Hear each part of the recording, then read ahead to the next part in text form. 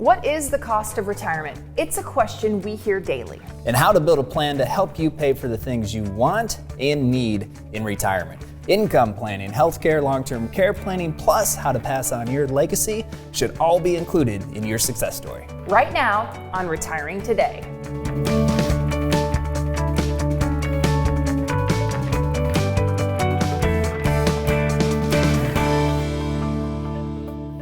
Welcome to Retiring Today. How much should I save for retirement? What is the cost of retirement? It's something we hear every day. I'm here with Loren Merkle. He's a certified financial planner. And Loren, you sit down with families. Sometimes they're pre-retirees, sometimes they're retired, and they talk about maybe a specific number. But you find that there's not a magic number when it comes to retirement. Not when it comes to the cost of retirement, but you're right. There's oftentimes a misconception that retirement is going to cost us less than what we anticipate, or retirement is going to cost us more. And I think at least over the last 6 months or so, we've heard a lot more about this magic number of $1 million. Because there's a lot of articles that you'll read out there say, don't even think about retiring unless you have at least $1 million in your portfolio. So what we're here to talk about is, what is the real cost of retirement? How much do you really need to save to produce the type of retirement that you've been dreaming about, to maintain this lifestyle that you've grown accustomed to, and be able to do all the things that you want to do when you have this luxury of time, the freedom of time, which is what retirement is. That sounds so exciting for pre-retirees and retirees. And it's good first, I think, just to wrap your mind around the fact that there is a cost involved, because all the phases of our life have different costs. Maybe when you're raising kids, there's that cost. When you're buying homes, there's mortgages. And retirement is no different. Retirement is not different. We're still going to have costs associated with retirement. Now, the cost may vary a little bit, right? The kids are out of school, they're out of the house probably most of the time. You're hoping they're out. The car might be paid off, the home might be paid off, but that's a thing too, which we're going to get into, is that having a mortgage going into retirement in today's time is different than what it was 20 years ago, and it's not necessarily as uncommon of a practice as what people probably think. And how do you come up with the number, how much the cost of retirement is? A lot of times people will come to us with an idea of how much it takes them right now on a monthly or annual basis to live the lifestyle they want. But a lot of times people come to us and they have no idea what it's going to take them when they retire to maintain this lifestyle. And so part of the planning process is to help them identify, this is the amount you can spend on a monthly basis, on an annual basis, and still not have to worry about running out of money before they run out of time. So it's about the planning.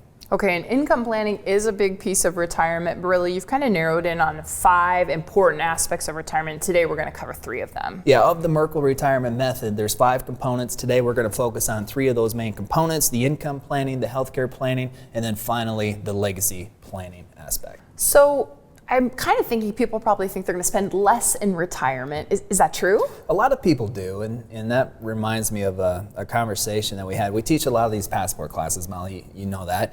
And it was a couple months ago. We were talking about the cost of retirement in the passport class, and a gentleman interrupts. He raises his hand, and he looks around the room, and he says, "I just want people to know this." As he was looking around the room, he says, "I'm probably the oldest one in here. I'm 85 years old." And he said, "I've never spent more money than what I'm spending right now today." So we have to plan on spending an adequate amount, and we have to plan on increases in retirement as well, because we know what it cost us 10 years ago to do all the things that we love to do cost us more today, and that's going to be true for the next 10, 15, 20 years as well. So we can't underestimate what it's going to cost us in retirement, because that can be just downright dangerous, because then we run out of money prior to running out of time. And I would rather overestimate, but most retirees want to get it closer to the reality of what it is it's really going to take them to do the things that they want to do. And that's probably why it takes advanced planning. You don't just save and then spend. I guess it's just not as simple as saving and then spending. Yeah, and it's not as simple as just set it and forget it. And this is one of the distinctions that you are entering now that you've never had to face before. You've never retired before, and when you do things for the first time that are of this magnitude, like retiring and needing income for the rest of your life, now it becomes much more of a hands-on exercise than what it ever has been before. When you were 30 years old and you were engaged in your planning, You could have just set it, forget it for a couple years, not think about it, and just let the trajectory take its place. But now when you have all of these decisions that you have to make, many of these permanent decisions, now you have to steer the wheel a little bit more on a consistent basis to make sure that you don't get off track.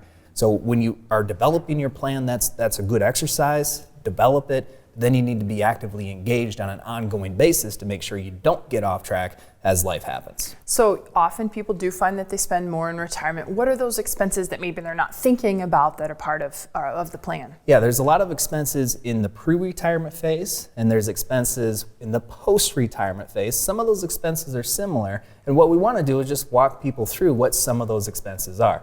So Molly, what I'm going to do is I'm going to go to our weather board over here. And you're gonna head that way? Okay, so Loren's way. gonna head over. While he's transitioning, we'll kind of set up what's gonna happen here. We wanna talk about expenses because when you retire, expenses don't go away. Yeah, you have pre-retirement expenses and then they change in retirement. So Loren, walk us through first. I think you're gonna talk about expenses before retirement. Yeah, so we're gonna go through the column of expenses before retirement, and one of the big ones, which a lot of people are familiar with, is the home expense. We have the mortgage expenses, we have taxes, property taxes, and property insurance that comes into this. And a lot of the goals of pre-retirees is how do we get rid of this mortgage before we enter retirement? And that should be a part of your pre-retirement plan. How do we get rid of the mortgage? Do we need to get rid of the mortgage? And if we can't, what kind of impact does that have on you as you go to, but also through retirement? The second expense, which is a big expense, which would be the vehicle expense. You know, vehicles cost a lot of money today. In the passport class, we rewind the clock back to the 70s. The average cost of a vehicle in the 70s, Molly, any guesses at all? No. $3,500. The Wow. average cost. You can't get a good used car really. A very Yeah, good used car for that it's dependable much. anyway. Yeah, that's right. going to get you anywhere. The average cost of a vehicle today is a lot closer to that $35,000 mark. Wow. So there's a significant difference. And so how do we account for, how do we plan for these big expenses? Uncle Sam is a huge expense, not only pre-retirement throughout your working years, your accumulation phase, but also in your retirement years, which we're going to transition to as well. Of course, we have utilities, and then we have health care. On average, what they anticipated an individual 65 and older to spend about $280,000 just on healthcare and retirement. This healthcare market Wow. is a mess. I mean, think about what it costs you if you don't have group coverage. Think about what it would cost you to go out in the individual market and get the healthcare that you require to protect your family. It could be $1,200 a month if you're a single individual. It could be $2,200 a month if you are a married couple. So that's a big cost. Then of course we have our savings. We're doing all of these different things, but at the same time we know there's this magical day down the road that we want to retire, and it's going to require us to put money away in order to accomplish that big goal. And then finally we have all the variable expenses. This is all the discretionary spending, right? All the fun stuff that we like to do. All the things that require the extra money that we can't always plan for. So that's the pre-retirement expense list. So let's look at how those expenses change in retirement. Yeah, so in retirement, we still have to live somewhere, right? So we still have our home. And as we go through our different retirement phases, what our home looks like may vary, but there's still a relevant cost associated with where we live. So in retirement, ideally, we'd like to have our mortgage paid off. We would like to be able to wipe that expense from the balance sheet, but that always is not the case. In fact, it's much more common now for pre-retirees to enter retirement with a mortgage, because what a lot of pre-retirees are trying to do is now the kids are gone and they have all this space in their home that they have to maintain, they have to clean and keep up with, and it's just burdensome to them when they want to be playing with their grandkids and traveling and do all this fun stuff in retirement. So what a lot of families are trying to do is downsize, but in downsizing their home, what they're finding out is that their actual costs are upsizing because of where the housing market is. So what we're finding is many retirees, even though they might have already had their house paid off, when they try to downsize, they have to take out a mortgage to pay for a smaller square footage. But you know what? From a lifestyle perspective, it's worth it to them. So they take on a small mortgage and then they'll pay that mortgage off over time over the next 5 to 10 years in retirement is traditionally what we see. And that's because what some of those condos and one-level homes are in high demand, so their prices are higher than you might imagine. Yeah, these ranch-style houses are in high demand. There's not a lot of them out there, so the prices are higher than what they get with their multi-level story housing. But also these one-stop shop housing facilities are much more common as well. And what these housing facilities will do is you can move into them when you're 60 and healthy and feeling good. You don't need all of this medical care. But then as your phase of care increases, your requirements of care increase, they will transition you to these other places within the senior living facility that do have these other cares, but that comes with an extra cost as well. So to buy into these when you're young, 60 and healthy, does require some capital, and sometimes people have to take out a mortgage for that as well. Okay, so vehicles, that cost doesn't go away in retirement necessarily. Yeah, that's one of the things that a lot of people forget about is the vehicles you still need a vehicle in retirement. And think about the longest time you've ever held a vehicle. Yeah. Maybe on the long side, 10 years. 10 years, yeah. Most people, I mean, for me, it's 10 years. Right. Most people, it's 5 years, maybe even 3 years. Most people want their retirement to last at least 20 years. So we're probably going to need at least 1, 2, 3 vehicles in retirement, and vehicle costs are not exactly necessarily affordable, or as affordable as what they were 20 years ago. So we have to plan for that type of one-off expense in retirement as well. Of course, we're still going to have the utilities, taxes. As far as your mortgage is concerned, if you pay off your house, your mortgage is going to go away, but you still have your property taxes, you still have your property insurance, and we still have this pesky little Uncle Sam who's going to take a piece of your income dependent upon where you're taking the income from. So the tax planning in retirement it can, for many retirees, become one of the focal points of their overall plan to decrease what they pay to Uncle Sam, increase what their spendable income really is. So we can't ignore that one. We have the healthcare piece. You might transition from the group plan. You might transition from the individual market to Medicare once you're eligible at the age of 65. So when do you take Medicare A? How much does Medicare Part B cost you? And there's sometimes some surprises with Medicare Part B. Just recently, we had a couple who were turning 65. They thought they were going to pay $270 total for Medicare Part B.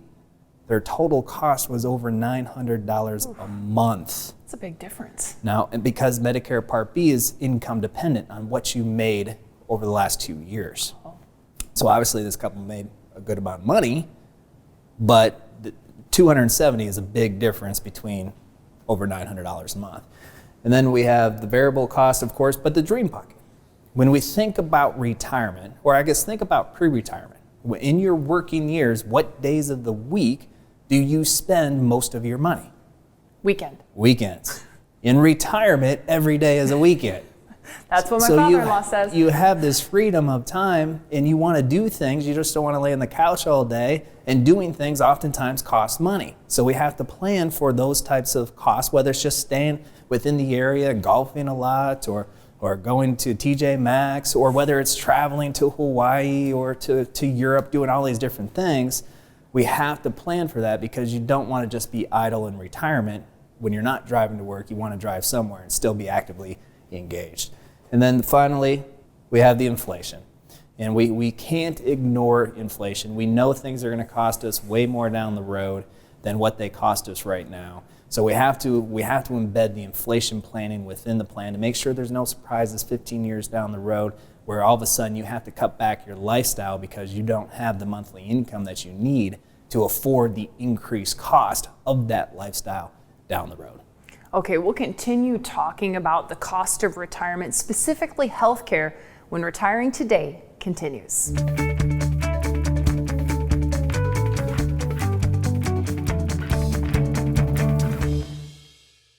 You have worked for a long time. There are so many decisions to make about your retirement. How much income do you need? How not to run out of money? Now is your chance, and you get one shot to get it right. Attend Merkle Retirement Planning's Passport to Retirement. We will discuss how to create tax-free income, how to avoid the next market meltdown, and how to wring every dime out of Social Security. Your time is now. Classes fill quickly. Call or text today. Zero cost to attend.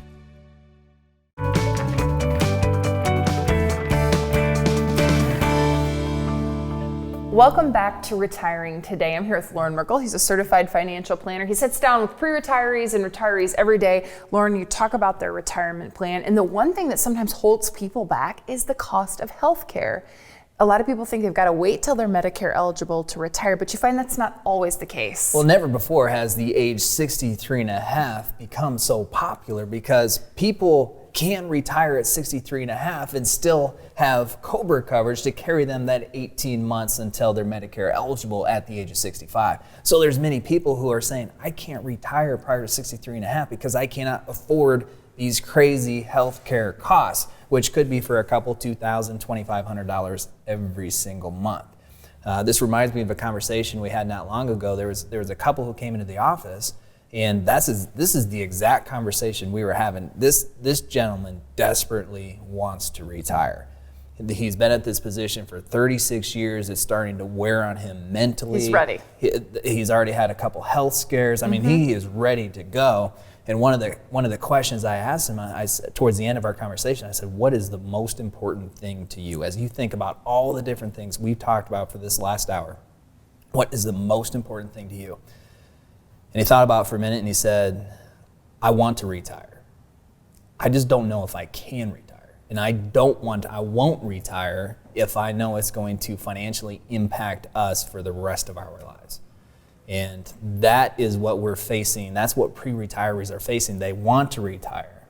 They have to retire in some cases, but this health care is really weighing on them of whether or not they should.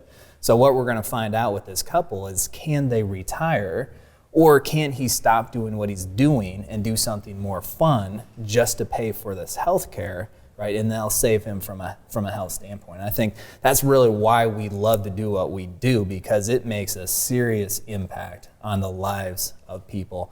And when we compose that plan for this couple, it will make a big difference in the rest of their lives. Yeah, and I would think sometimes you can show people, even though it's going to be expensive, if you can show them on paper how it can work, even though it's really hard to pay a lot of money for healthcare, but if you say we can do this until we get to Medicare, that can be very powerful. Something that can be powerful, and you talk to families about, is HSAs. Yeah, health savings accounts, and this is something that's newer. So there's a lot of people who have a lot of questions on HSA accounts. How do they work? There's still many people who don't have an HSA account because they're not eligible. The health savings account is, from a tax perspective, one of the most powerful savings vehicles you can have, because when you contribute to an HSA, it's tax deductible, and when you take money out of an HSA to pay for qualified medical expenses, it is tax free. So essentially, you're not paying taxes on the money you put in, and it grows tax free, and you can use it to pay some of these burdensome healthcare costs.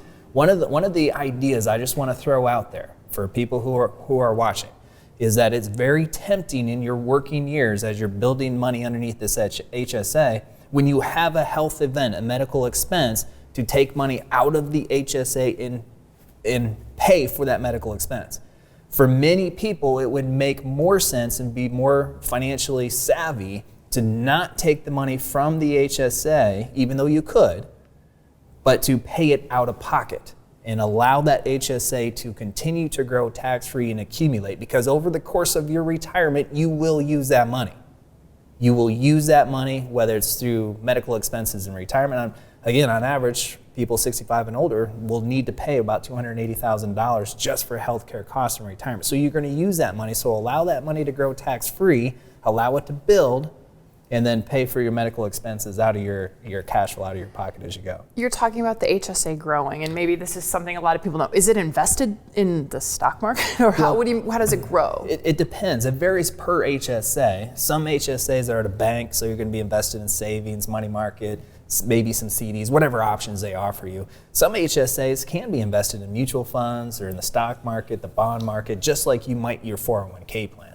So it's very dependent upon what type of HSA that you set up or is incorporated with your high deductible healthcare plan. But the key takeaway is if you have an HSA, certainly if you can, contribute to it, max it out to the best of your ability, and then think about it as far as how you want to use that HSA in your pre-retirement years versus your retirement years.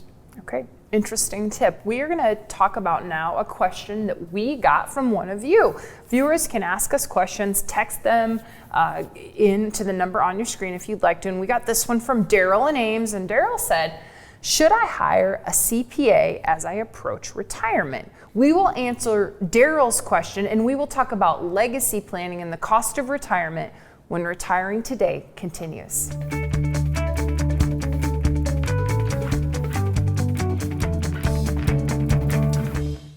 You have worked for a long time. There are so many decisions to make about your retirement. How much income do you need? How not to run out of money? Now is your chance, and you get one shot to get it right. Attend Merkle Retirement Planning's Passport to Retirement. We will discuss how to create tax-free income, how to avoid the next market meltdown, and how to wring every dime out of Social Security. Your time is now. Classes fill quickly. Call or text today. Zero cost to attend.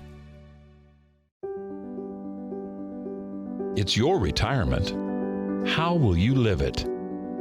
How will you be remembered? Will you be able to take me on vacation? Will you be there for my ball games? Will you teach me your values? Will you be able to play with me? Oh, help me go to college. How will I remember you? Have the retirement you dream about. Contact us today.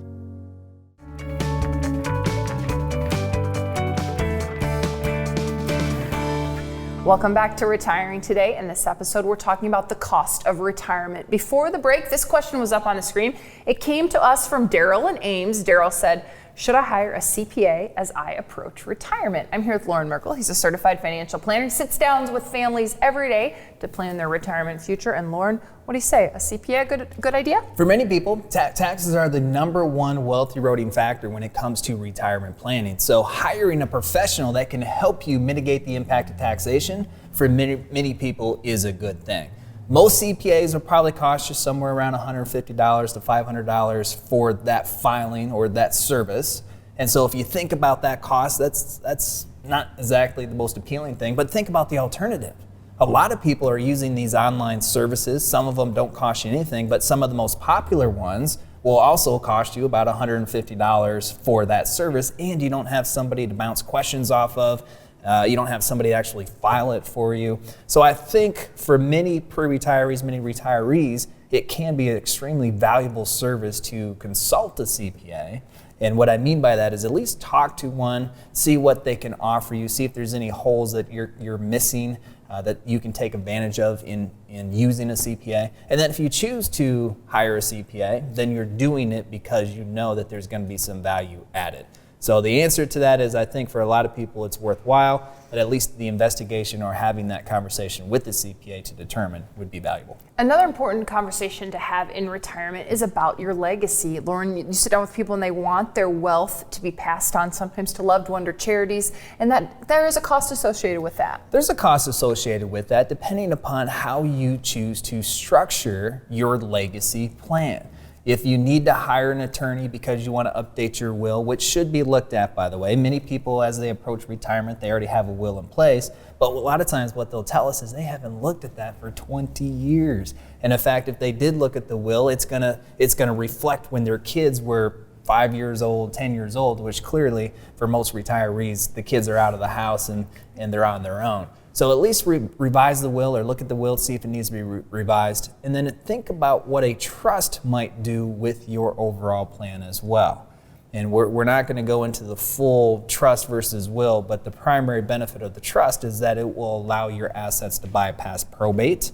You don't have the probate costs. It's a more efficient way to transfer it, as opposed to having everything go through the will. Or, and this is going back to the costs, if you just simply title your accounts in the right way, it is possible you don't have to hire an attorney and all of your investable assets can bypass the will. It could bypass any trust that you have established and go direct to the beneficiaries and the loved ones that you have set up. But you have to title it the right way, and you have to do it while you're alive, because when you're gone, nobody can fix it.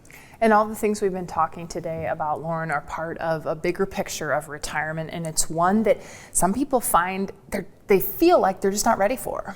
What we find is 74% of people don't feel prepared going into retirement. You don't have to feel like the 74% of people going into retirement feeling unprepared. And sometimes the hardest part is just knowing where to get started. Where to get started is the Passport class. The Passport class makes this journey incredibly easy. You have absolutely nothing to risk, nothing to lose. We don't charge anything for the class. And if nothing else, you'll get more information to help you on your journey so you feel more prepared as you go to and through retirement. Yeah, let's go back to the Passport class a little bit, Loren, in case this is the first time some people are hearing about it. It's a class that you and your team teach in several locations throughout the metro. Tell people maybe how long it is, what they should bring, who's a good candidate. Yeah, the class is about 2.5 hours long. We teach at different universities along the metro, as you mentioned. The ideal individual or couple for this class is those within 10 years of retiring or already retired, because that's the type of content that we are going to be focused on, is that content that's most relevant to those going into and through retirement.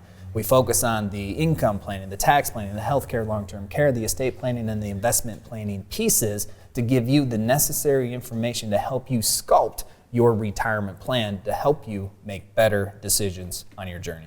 Okay, so if you're listening to this and the Passport class is something you're interested, there's some information on your screen right now. There's a phone number. You can shoot a text to that phone number, type Passport in or interested or anything, and a member of the team will reach out to you. Or you can go to the website and sign up there. There's some really great information right on the homepage about how to sign up for the Passport class. Or there's an old-fashioned way. You could call us. We'd be happy to take your call at the Merkle Retirement Planning offices and get you signed up for a Passport to Retirement class. And Loren, the fun part of the Passport Retirement class is really kind of giving people information and know it's what you like to do. Yeah, and it's interactive, so you walk away, you have a little bit of fun. A lot of people, 2.5 hours, a lot of people say the 2.5 hours just blew by and they walked away with a lot of additional information they never knew about. Okay, so the Passport class is a good way to get information. This show is a good way as well. We want to say thank you to you for watching Retiring Today.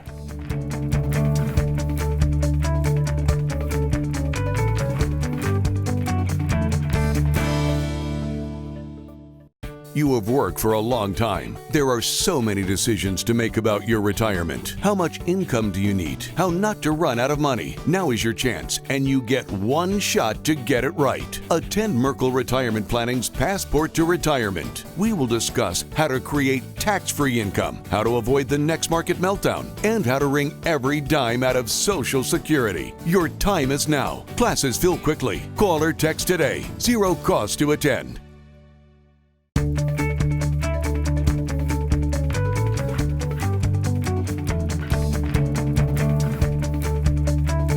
From our family to yours, we hope you have a wonderful weekend.